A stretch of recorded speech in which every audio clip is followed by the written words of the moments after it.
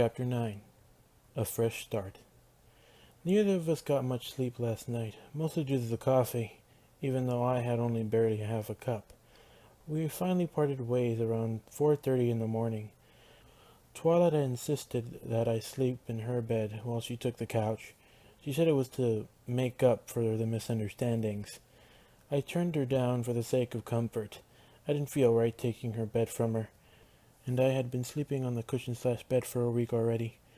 Besides, it was kinda comfy.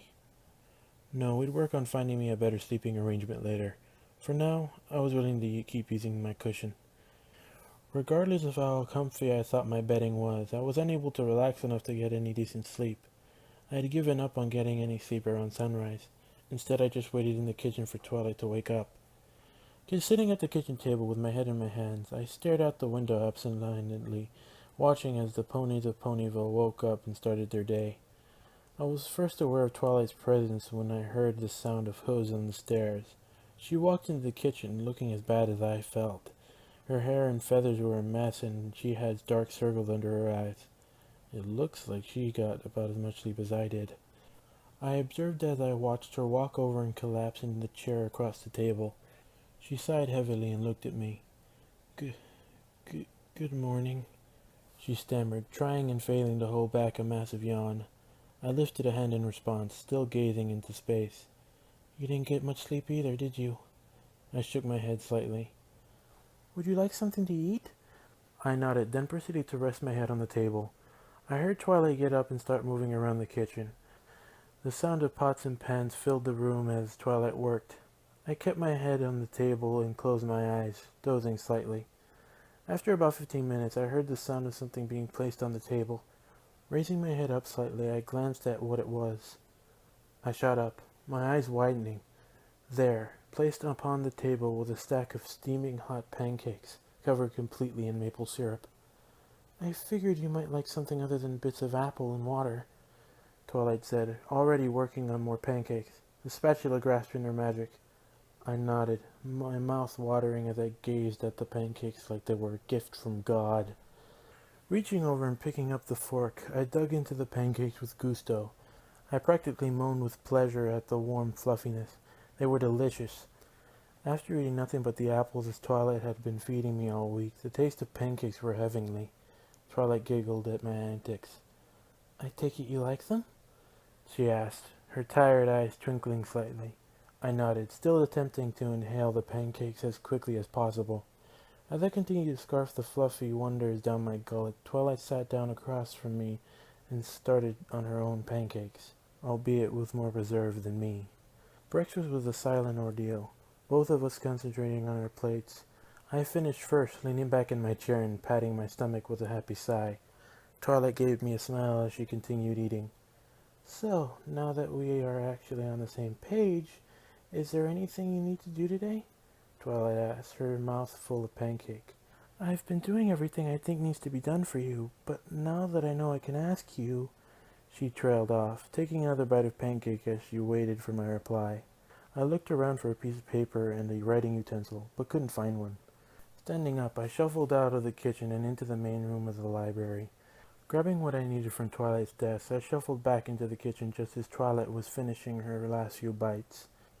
Sitting down, I scratched out my question on the paper before sliding it across the table to Twilight. "Do you happen to have a razor?" Her eyes widened and she choked on the food in her mouth as she inhaled sharply. Coughing and sputtering, she looked at me in horror. Why would you need a razor?" she shrieked, or at least tried to. It was more like a hacking wheeze, but the terror was still there. I quickly shook my head and waved my hands, trying to calm her down. Grabbing the paper, I hurriedly tried to explain myself. I was hoping to clean up my face a little. Still coughing and thumping her chest with a hoof, Twilight looked up from the paper at me with confusion on her face. I reach up and pull at my scraggly beard for emphasis. Her eyes lit up in understanding. After she finally stopped her coughing fit, Twilight got up and left the room. While she was gone, I stood up and cleared the table, placing all the dirty dishes into the sink. I turned the water on and began to clean. I figured that I could at least help around the house now that Twilight knew I wasn't just some stupid animal. I had just finished the last dish and placed it on the counter when Twilight returned, a single blade razor held in her magic. She passed it to me and I grasped it gingerly. I stared down at it, studying the thing. It was like an old straight razor that barbers used to use. I looked at Twilight and raised an eyebrow. She seemed to understand my unasked question, and she lowered her head slightly, refusing to meet my eye. Don't ask me why I have it, but it's what you need, isn't it? I nodded once. Heading over to the table, I picked up the quill and paper. Turning to Twilight, I handed my note to her. May I use your bathroom? But of course, Twilight said, a smile spreading across her face. You don't have to ask. Trotting out of the kitchen, she waved me to follow her. We headed up the stairs to the second floor. Leading me to the bathroom, she opened the door with her magic and ushered me inside. Help yourself to anything you may need, she said as I looked around the large bathroom. I had never seen this room before. The time that Twilight had tried to wash me had been in the small bathroom just off the main room of downstairs. If you wanted to call it a bathroom, that is. There wasn't even a toilet. Twilight had later informed me that the room was originally intended to be used to wash clothes in, but she had tried to change it into a washroom for Spike. This bathroom was by far larger and certainly more comfortable. There was a toilet in one corner with a large sink and a countertop next to it. A large shower/bathtub rested in the opposite corner. The thing was large enough for me to lay down in it comfortably. Towels are located in the sink. Just shout if you need anything. I froze, then looked back at her, raising an eyebrow at her choice of words. She stared at me, confused, before she realized what she said. Blushing, she slowly backed out of the bathroom. I mean, just, flag me down if you need anything, she stammered. Turning around, she dashed down the hallway.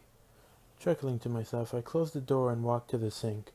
Turning on the water, I studied my face and waited for the water to heat up. My cheeks and chin were covered in coarse, scraggly beard that would have made a homeless man jealous. Back home, I used to shave on a daily basis to keep up with the dress code at work. However, after 3 weeks being ignored, my face was now covered in thick, coarse hairs. When the water had finally heated up to a decent temperature, I held the razor underneath the stream. After all, a heated blade worked better than a cold one. Bringing the razor up to my face, I pulled my skin taut with my free hand. As the edge of the blade touched my skin, I hesitated for a second. I had never shaved this way before. I hope I don't Sweeney Todd myself. Taking a deep breath, I began to shave. A steady cloud of hair fell from my face as the blade slid across my skin. I had some difficulty getting the hairs on my neck due to the collar. Twilight had insisted that I keep it on for now. As a human, wandering around town without a collar or any other means to identify the owner could easily be picked up and shipped off to the pound. Not wanting to get separated from the one pony who I had confided my secret in, I had agreed to keep the collar. It wasn't all that uncomfortable, actually. I carefully scraped my cheek and chin clean of all offensive hairs, but stopped when I got to my upper lip. I had been the kid that had started to get a dirt stash in the 5th grade. In the 8th grade, I could grow a full mustache in a matter of days. My nickname around the middle school as well as the high school had been Mustache Max, because I was the only one who could pull it off. At work, they had called me Mario due to my Italian blood, and the fact that I looked just like him in the red uniform. I had had my mustache for over 9 years. The mustache had made me who I was. I stared at my face in the mirror. My face hairless except for the mustaches still adorned my face. I know it was silly, but even after all I had been through, after everything I had seen in this world, the sight of my mustache made me realize all I had left behind. My friends, my family, my co-workers, my life. It reminded me of everything. It represented who I was. I stared at the mustache for a few more seconds before I brought the razor up to my lip and slowly began to clear the hairs away. As my hairs fell from my face, I remembered the good times and the bad of my past life. As I shaved, I remembered my hopes, my dreams, my fantasies. I remembered everything that had made me who I was, and as I cleared the last patch of hair of my lip, I let it all go. The mustache represented who I once was. Now it was time to move on and get a fresh start on life. I stared down into the sink filled with the water and hair for several long seconds before I snorted and proceeded to empty the sink. Throwing the razor into the countertop with a clatter, I glazed at my clean-shaven face one last time before returning to the shower, an amused expression on my face. I get sentimental about the weird shit, I thought as I turned on the water. Stripping down, I tossed the clothes Rarity had made for me onto the toilet lid and hopped in the shower. I emerged from the bathroom in a cloud of steam, drying my hair with a lavender towel. My hair had been medium length when I had first been thrown into the desert to fight for my life, but now it hung down in front of my eyes. It didn't really bother me that much, but I should probably ask Twilight if there were some way to get it cleaned up. I headed down the stairs and found Twilight sitting on the couch, her copy of Your Human and You opened in front of her. She looked up as she approached and gave me a quick smile. I raised an eyebrow at her and motioned at the book. I was just thinking about how your presence here affects everything we know about humans in general, she said, looking back down at the book. She closed the book and ran her hoof over the cover, caressing it caringly. She smiled down at it like a mother would a newborn child. Back before I first moved to Ponyville, I used to spend all my time studying and reading every book I could get my hooves on. I thought all my problems could be solved simply by reading a book, she said, picking the large tome up in her hooves. Even after I moved here and made friends, there were times I found myself returning to the pages of my books. She tore her gaze away from the book and looked up at me, a small smile on her face. I tilted my head to the side, confused at where she was going. But it would seem that you can't solve everything just by reading about it. You've shown me that. Grasping the book in her magic, she lifted it out of her hooves and into the air between us. It would appear, she said, shooting me a mischievous glance, that my book on humans is now completely useless. With a flick of her head, she sent the massive tome flying through the air. It landed with a large thud in the trash, causing pieces of crumpled paper to fall on the floor. Standing up, Twilight stretched and yawned, her tongue poking out of her mouth slightly. It was really quite adorable, and I smiled at the sight. I have to go pick Spike up from Applejack's. You want to come along? She asked, picking up the two halves of what had once been the leash. A quick flash of magic and the strip of plastic was whole once more. I'll make it worth your while, she sang as she turned and waved the leash in my face. I chuckled at her silliness and nodded. I pulled my sack shirt over my head and Twilight clipped the leash on me before heading to the door. Reaching out a hoof and grasping the doorknob, she turned back and looked up at me.